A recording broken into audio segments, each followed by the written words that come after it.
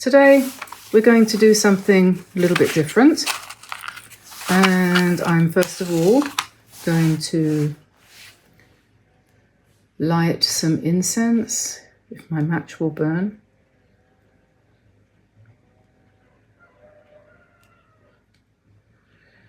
To elevate the mood, possibly set fire to the studio.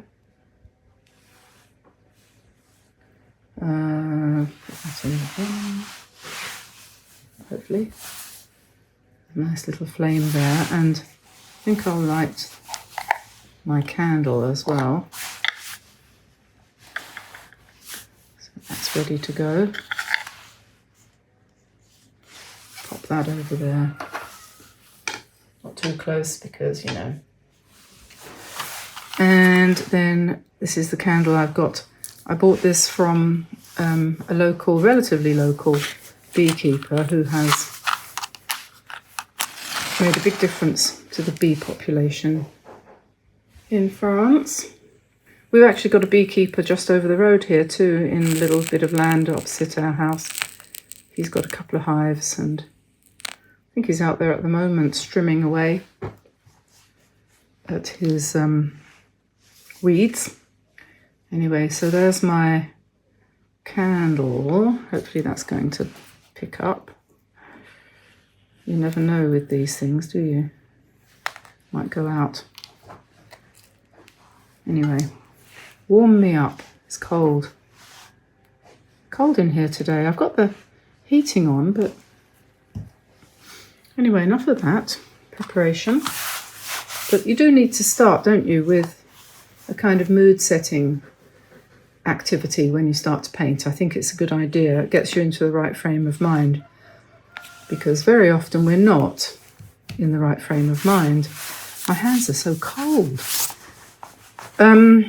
So today I'm going to paint something like this, and you might say, what's this? And I might say, I don't know, it's a painting. So let's find out. I'm going to be using Kuretake paints because they are nice and intense and they show up really well on the camera. So that's one of my reasons for choosing them. The other reason is that they make nice mixtures and they're not very expensive. I know the price has gone up lately, but still they are, I think, worth it. Works out at about $1 for each one of these little pans, and they last a long time, actually. I've had these probably coming on for a year now. So what I've got here is, I've swatched out some mixtures. These are the 4 basic colours that I'm going to use.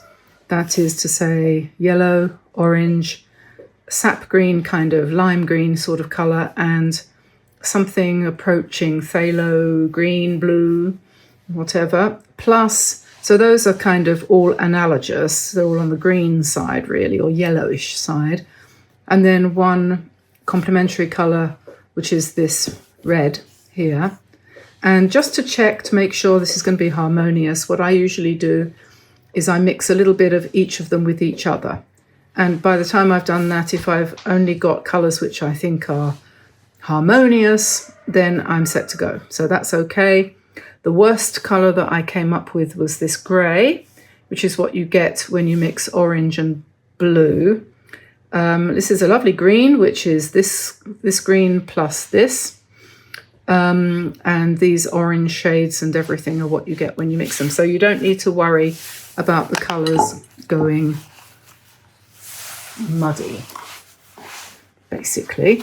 This is going to be the sketch that I'm going to use to do the next step in this when we get there. So that's irrelevant, but we'll talk about that later. And then I've got 2 little pads here of MEEDEN watercolour paper. I'm going to do 2 of these at the same time, one on cold press and one on hot press. This is the cold press. This is the hot press. And so this is hot press being smoother. This is cold press being a little bit more textured. And then I will put the paints over this side. And with a reasonably big brush, This is my palette that I'm using to mix colours on if I want to mix them, but I'm not really going to do much mixing. I'm going to take a reasonably big brush. This is a Drawwell number 11. And I've got 2 pots of water like this. That's one, it's a mason jar.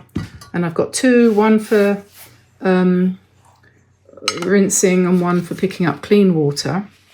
But what I do in order to preserve my water, keep it clean, when I want to change colours, say I've got some blue on here and I want to go to yellow, first of all I wipe it off onto a towel to take most of the paint off, and then I rinse it in, first of all the dirty one and then the clean one, and that way the clean, this one, will stay clean for forever really, because most of the paint has come off either here or in the first dish of water. So that's what I do there. So now to do this painting, the first thing we're going to do is do a loose wet in wet background. And so it's up to you what colours you use. So this is, as I said, my palette of choice for today. So I'm just going to do the same on each one, and you'll be able to see the difference in the way they work. So I don't have any particular plan. I'm just going to put paint on the paper. And the idea with this design is that, first of all, you're going to put some lightish colours on, like this. And then you'll come in with some darker tones. And if we watch what happens with the 2 different papers, you'll see. Now the reason for perhaps choosing hot press as against cold press is that the pen that we're going to use will work slightly more smoothly on the hot press than on the cold, because there's less texture, so the pen will run more smoothly. So we're just covering up all the paper, all that nice, untouched, intimidating paper with paint. And should we just put green down the bottom here? There's no set way of doing this. This is your painting. This is just the way I'm going to do it. You can see already on the cold press it's more beginning to mingle. On the hot press there's a certain amount of sitting on the surface. So now I'm going to pick up some of this nice blue, and we'll add some areas of that. It's a good idea to sort of go over the edge, so to speak, sort of take it to the edge of the paper. Don't just put blobs in the middle. That will look a bit weird. And the reason why you need these dark areas is because you're going to put patterns on top, and it's quite nice to have some really dark, intense areas that you can put lighter things on top of. And it's up to you what you do. There's no rules on my channel. No rules at all. So that's that. And then you're going to let it dry.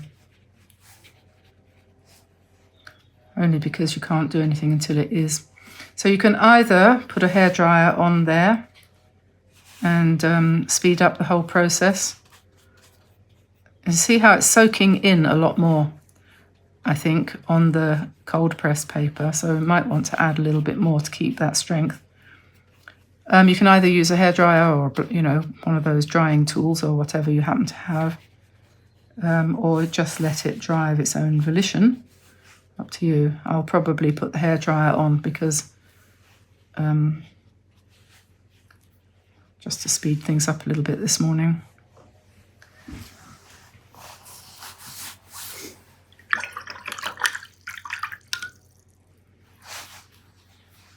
Okay, so I'll do that and I'll be back in a sec. Okay, so that's now dry, and the two of them are looking quite different. This has got lots more straight lines. I added a little bit of red, which I hadn't put on before. This has got lots of blurry lines.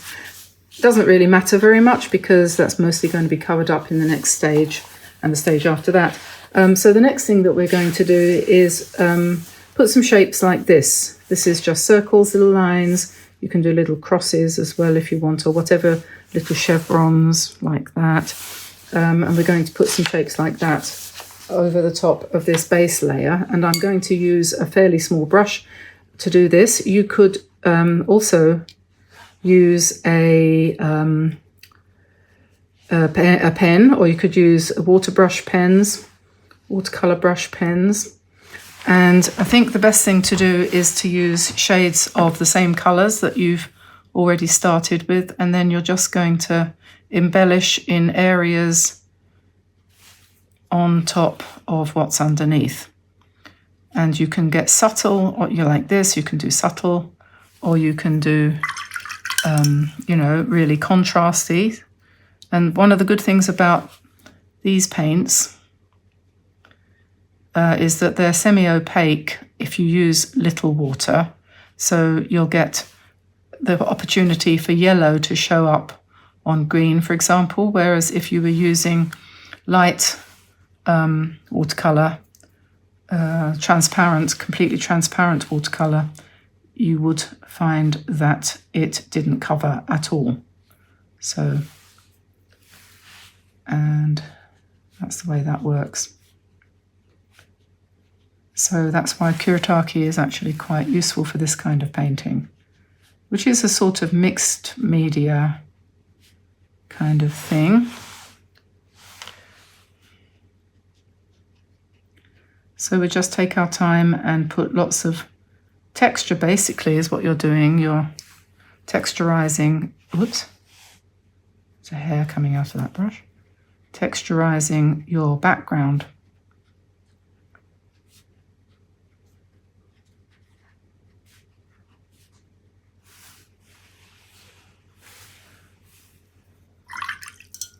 And you can, let's put some dark red on here.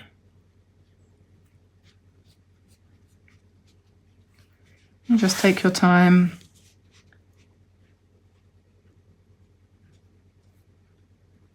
It's a sort of, what's the word? Relaxing, that's the word. It's a very popular word, that, isn't it? Relaxing. And sometimes I don't know if I know what it means. I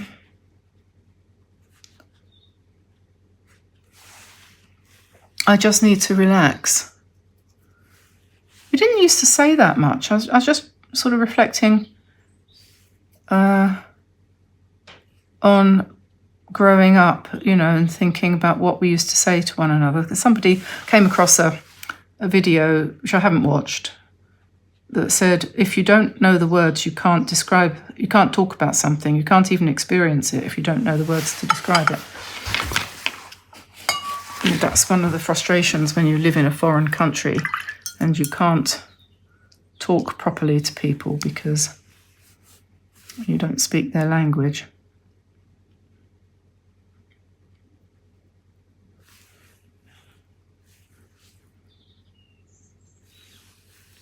I'm going to do some circles in green.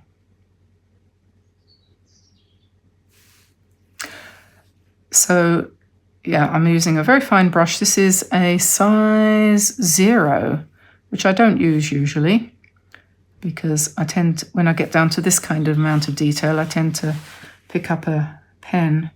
But for this particular kind of design, a brush is more organic and a bit more, perhaps a bit more interesting, the shapes it's going to give and so on. I'm not trying to make it super perfect.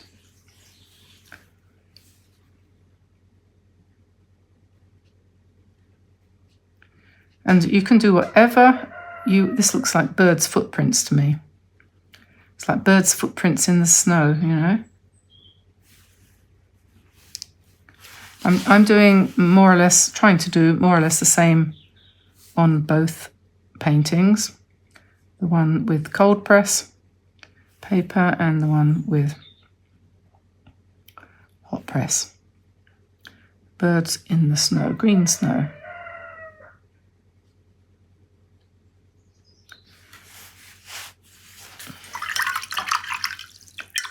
And let's have some more yellow up here, like I did on the cold, hot pressed.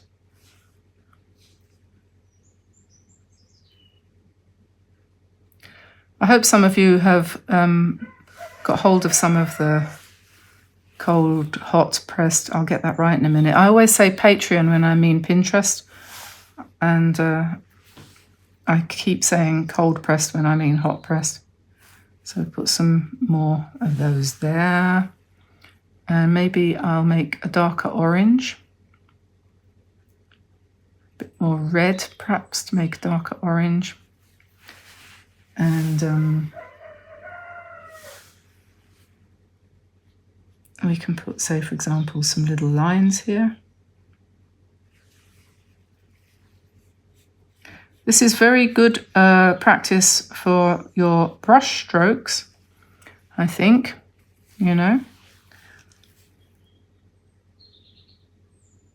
Practicing using, controlling the amount of water on your brush and a relationship between paint and water, and so that it becomes automatic. You don't want to have to think about these things too much, do you? You want things to become automatic, I think, so that you can just paint. Let's do some more circles over here. If you are constantly saying to yourself, oh, is that the consistency of tea or coffee? Is that the consistency of milk or cream? I mean, I can't be doing with that. I have to just do it by intuition or having just the feel for it. And if it's not quite right, then you correct it. But you don't. I can't be doing with all of that. No, I'm sorry. I'm not that kind of person. Okay, so I need some more orange.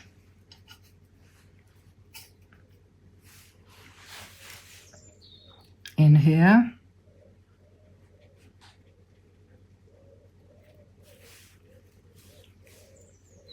I'm sure this one's going to turn out completely different from the last one, which was my first one. Okay, and we need a little bit more small dots here. And while you're doing this, you're not trying to control anything. Don't even look at it. Just do it. And then when it's done, then you can look at it. And then you can say, well, maybe I need a little patch of dark ones here.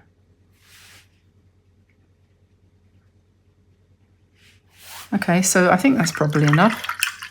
So I'm going to put that brush aside for a minute and dry this. So that's dry now, and for the next stage, what I'm going to do, I'm going to take a white pen. This is a Artistro extra fine tip, a 0.7mm water-based ink pen, and you prime it by giving it a bit of a pump like that. And the reason I'm going to use this is so that I can see what I'm doing. And I've got a couple of designs in mind. This is what I did before. And then I've got this idea here. So basically what you're going to do is to follow your own imagination. And, I just need to straighten up the camera a little bit. It does fall over. There we go.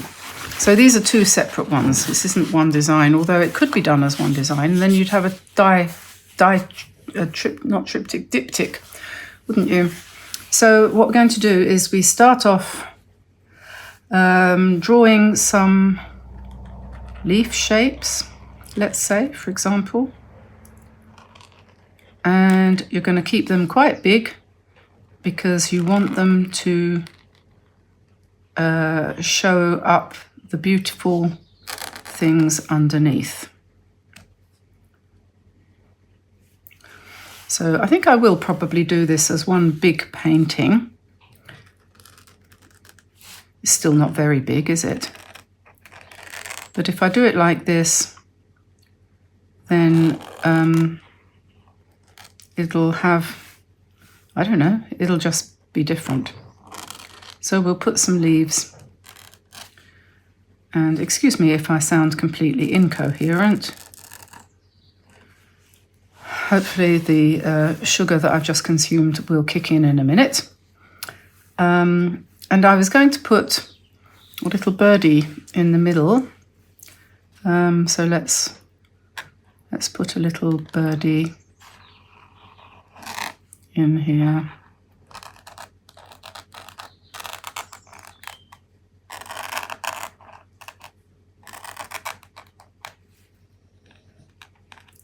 And maybe we'll put one over this side too. It's harder to, I'm not very good at drawing them the other way around.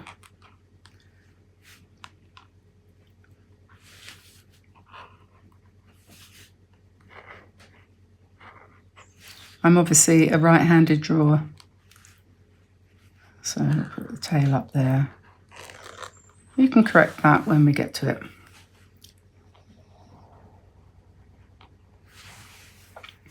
And then we need some flowers.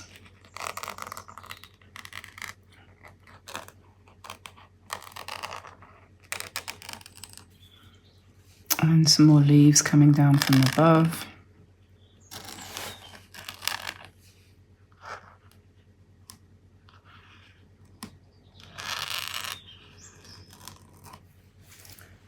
And a flower over here, perhaps.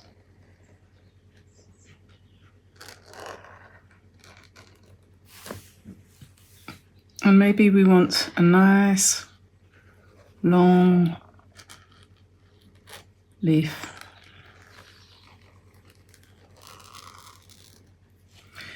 You could do this drawing part in pencil, but it would be very hard to see what you were doing. And I'm doing it really slowly so that the ink doesn't cease to run.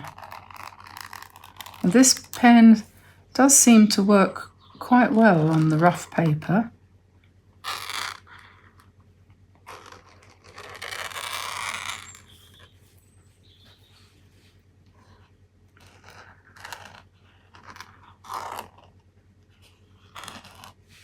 We don't want the shapes to be too small.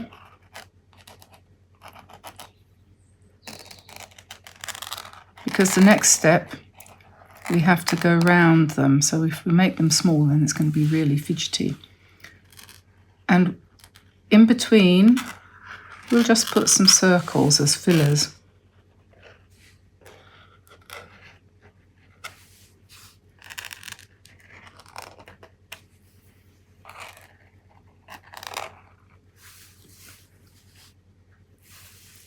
Maybe we'll have a, come on, draw.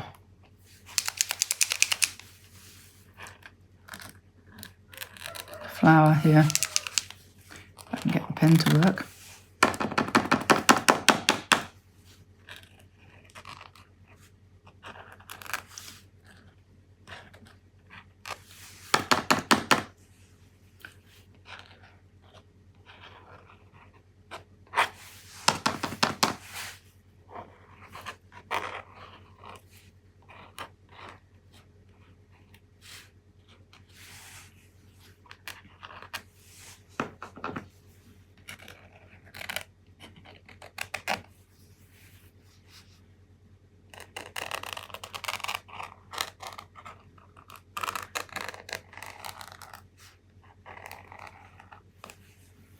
I think we've more or less filled up our space.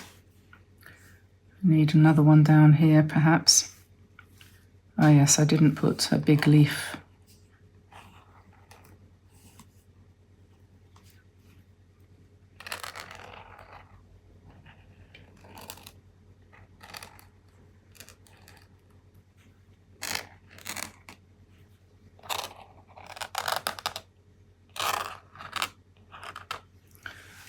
Right, so that having been done, now the next step is to go to our white, and I'm going to use the Kuretake white, and we just put some water onto the little pan, and then we're going to do what they call, this is a really good example of negative painting, so we're going to paint white all over the outside parts of our design, so covering up or seeming to cover up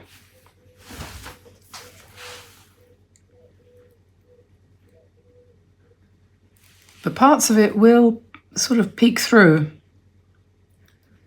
And you need to do this reasonably lightly. That is to say, don't press too hard, because you don't want to lift what's underneath. So you just stroke the paint on top, going as close as you can to the lines that you just drew.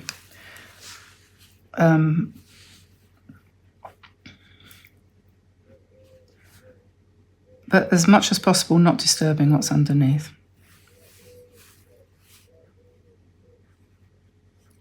So we just go around our fillers. And it doesn't matter if it lifts a bit. That really doesn't matter at all. When it's dry, you won't even really see it.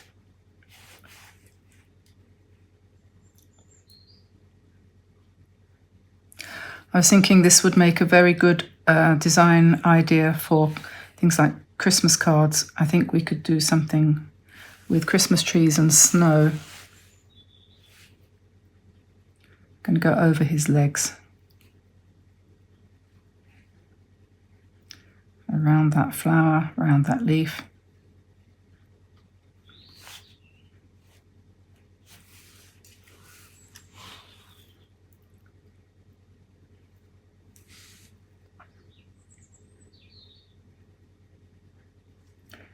If you want to, you could use a smaller brush than I am. Probably wouldn't be a bad idea. I just thought it probably would be best if I covered the ground reasonably quickly, but you don't need to rush.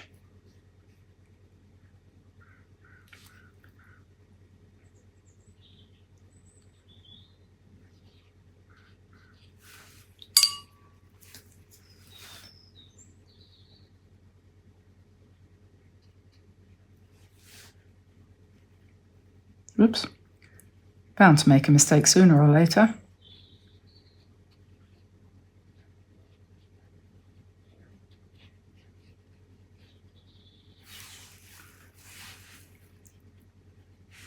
This is the point at which, you know, this is the teenage stage. And you think, my God, what have I done? But that's okay, you just keep going. So that's the one on the hot press paper. And now we're going to try the cold press and see if there's any difference. I'm suspecting that it might be that the paint lifts less. It might have sunk in a bit more. But on the other hand, it might be just exactly the same.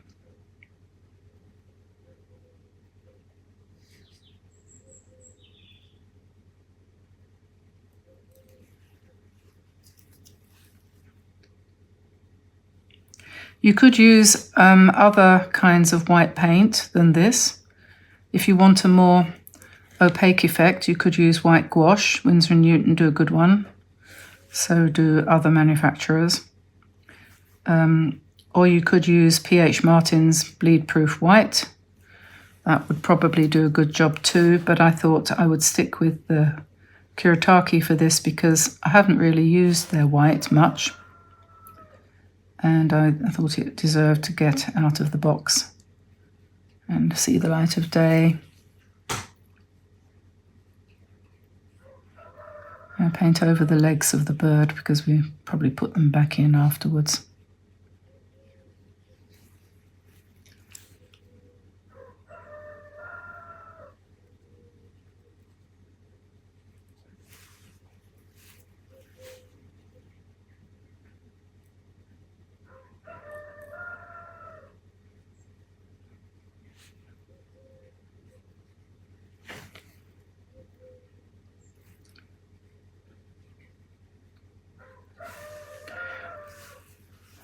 Of course, the result that you get after all of this effort is going to be, will vary hugely depending on lots of things, like how thickly you put the white paint on and how much negative painting you do. In other words, how big your shapes are. But we're not finished yet, because there's another stage after this.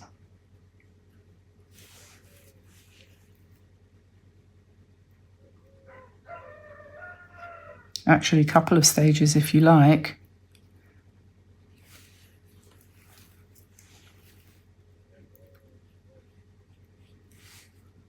I'll go over that, I think.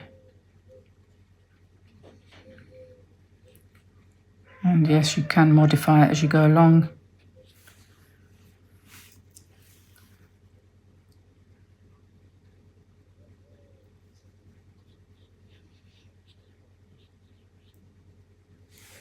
Two big leaves.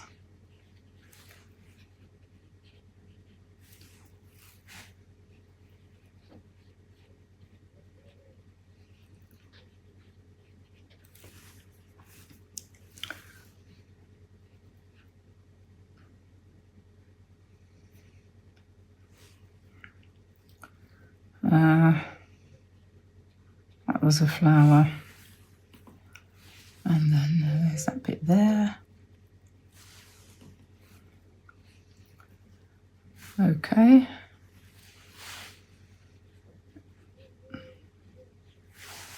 Right, so there we are, and now that needs to dry.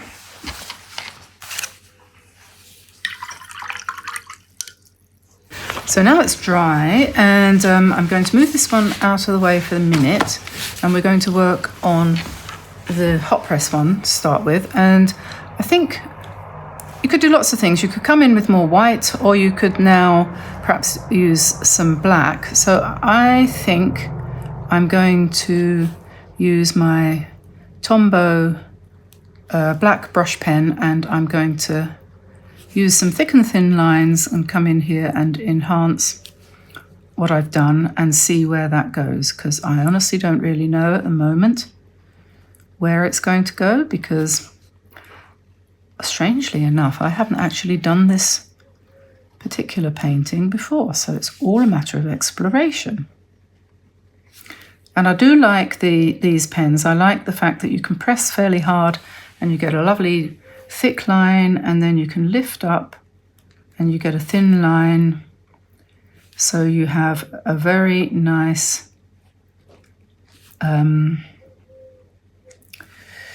variety of shapes of line, which is really good, and it makes lovely circles. So you can put more circles here. You can go round using the point and go round your dots to enhance them and give them more depth, and you can do all sorts. So that's enough for there for the minute.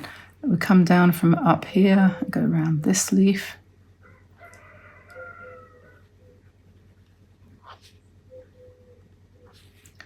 and this one.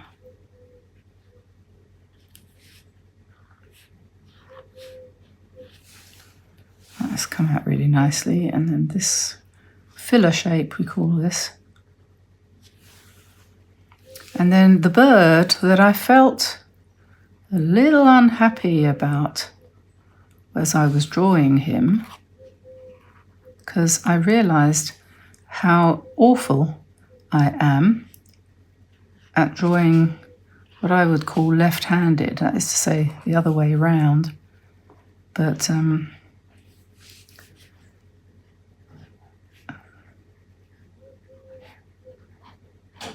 we'll see.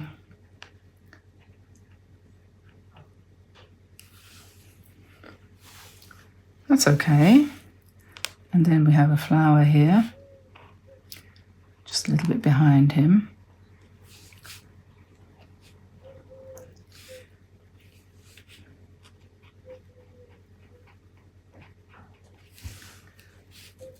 Another leaf.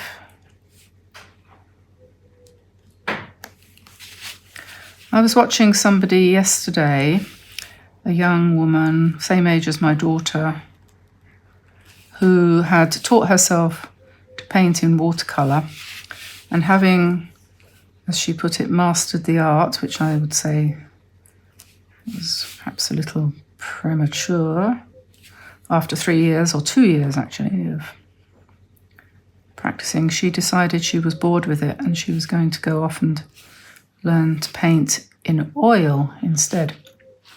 And after a year of doing that and having mastered the art, she'd got bored with that and she decided that she was going to go off and start writing books. And it's interesting, isn't it?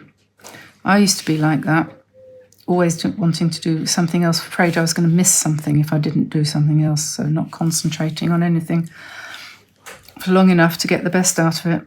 And made me think, because my first feeling was, oh, yeah, I painted in oils for quite a while, maybe I should pick that up. And then I thought, I don't know about that. I've got other things I would sooner do. If I'm not going to paint in watercolour, which I am, then the time that I'm not spending painting, I want to spend doing other things than art. For example, spinning. I enjoy that. That really is a relaxing thing for me.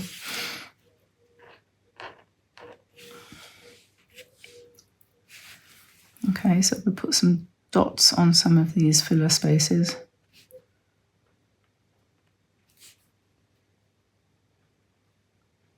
Space fillers.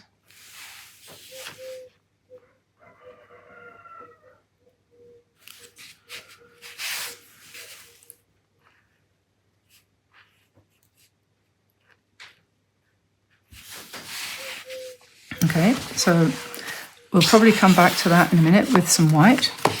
And now we have this one. What do you think anyway so far? It's quite interesting, isn't it? This one, are we going to do the same? No, we're not. We'll do it with white. I think I have a Posca pen here. That one might work better than the Artistro one. And I'm going to do something slightly different here. I will go around the outside edges of them, but also what I'm going to do is draw more patterns into the white. So we can fill some of the spaces with more white, and we can draw in our stems and things with a bit more white,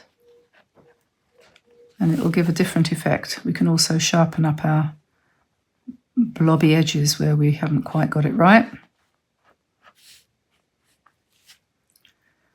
And this gives a rather ethereal look, completely different from the one where we come in with the black lines.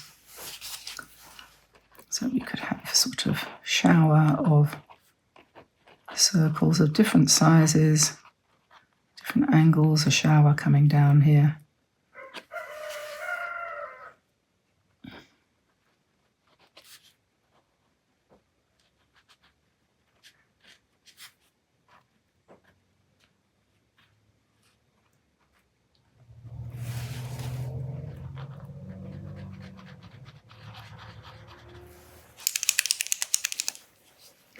Keep going, perhaps.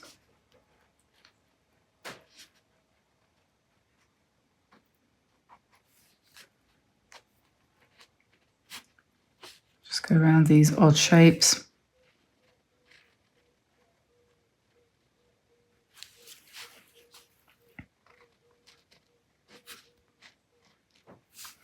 So what we're doing here is together learning a technique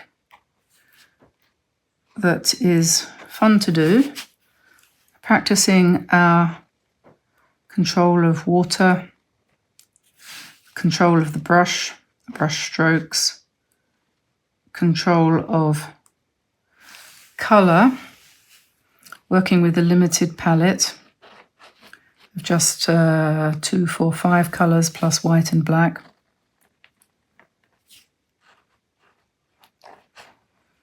blending, mixing, designing a floral motif, overlapping, and remembering the what's the word? Well, sort of guidelines, really, not so much rules as to for layout. You know, when you're putting this design on before you start to paint the background, remembering to have a variety of different shapes and sizes, some with simple outlines, some with complex outlines. Make sure some of them go off the page, like this and this and this, so that you engage with all four sides of the paper. And yeah, some simple outlines, some more complex outlines. So this would be complex, and that's probably, and these are simple. Have a variety of those.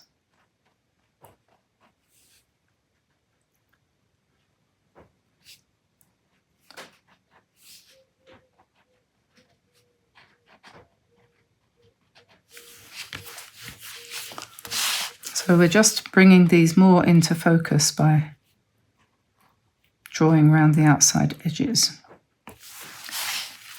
And as I said, coming in with our bubbles. And we put a nice kind of pattern of those.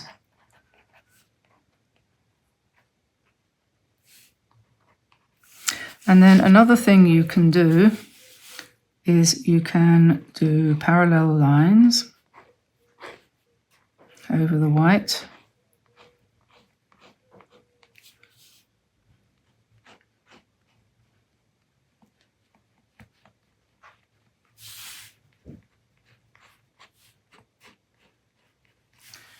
Like that, to make a background.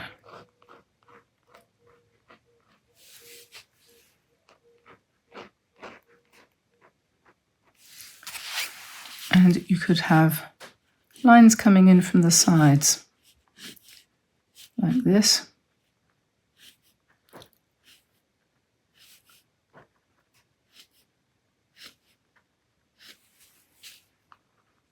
And you can put solid circles and dots.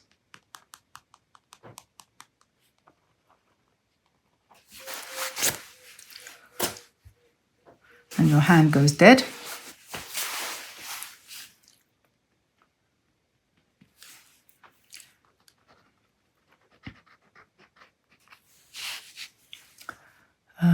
Yes, and solid circles here, perhaps.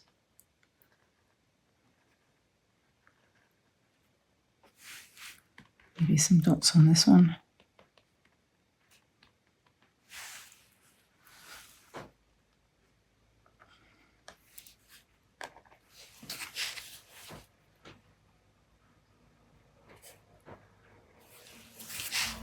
Okay, I'm going to give my bird an eye.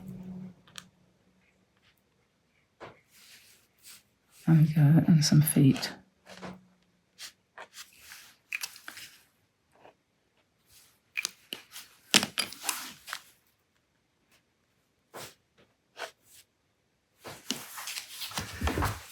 I'm going back to this one.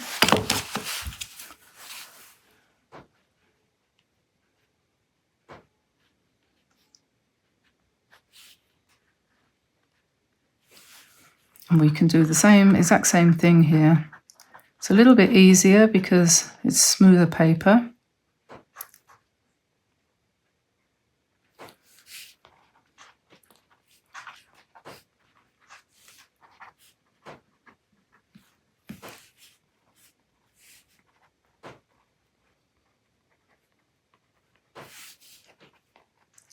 So actually it works a bit quicker. The ink flows a bit faster. So that's a good thing, really. And we can come into our designs over here and add some white. You could add gold as well, if you wanted to. Yeah, and we can have our parallel lines.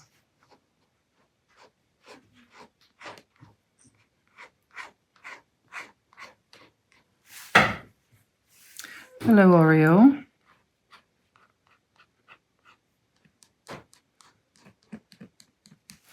Cat is coming in for his third breakfast.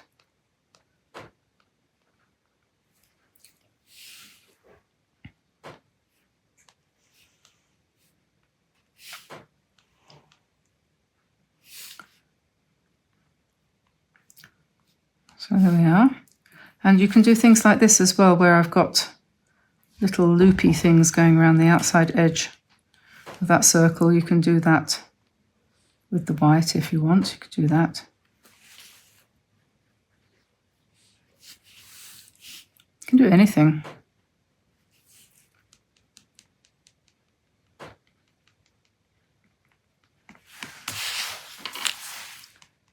Put some dots on this one, I think. So there we are. I think I've probably exhausted my hand. So we have what you could call a diptych, because those two do join together to make one bigger painting. Or you could say we've got two separate ones and they are different. If I hadn't have done one in ink, black ink, but I'd done it the same, I would have probably had something that was a bit more of a matching pair. But on the other hand, if you were to decide that you liked them and you said, I'm going to frame those, the two of them side by side in the same frames but with their slightly different atmospheres would actually make quite a nice pair. And also you will find as this dries, by tomorrow it'll look a bit different. And I'll just remind you of where we started with this one. That, once it had settled, became much more delicate, I would say. And yeah, we've got more or less the same kind of colour theme going on there. So those two would make a nice pair as well, being as I use the same technique. But this technique is also interesting, gives a much more vibrant sort of look, much stronger. And these ones are pretty and fun and easy and delicate and great to do. I think you'll enjoy that. Give it a try. If you've got the Kuretake set, you've got everything you possibly might need in there, including the white. So you just need a largish kind of brush for your washes and a smallish kind of brush for the details, and then a medium-sized brush for the filling in of the negative painting in white. So don't forget to give us a like and subscribe, turn on notifications, and if you feel like joining us and supporting us in our endeavours to make the world a more artistic place, do consider joining us on Patreon or here on the YouTube membership, starting from $3 a month. And there are perks involved. You get certain things and you get my love, and you know, it's all feel good stuff, isn't it? So I'll let you go and I'll see you again soon, everybody. Take care. Bye for now.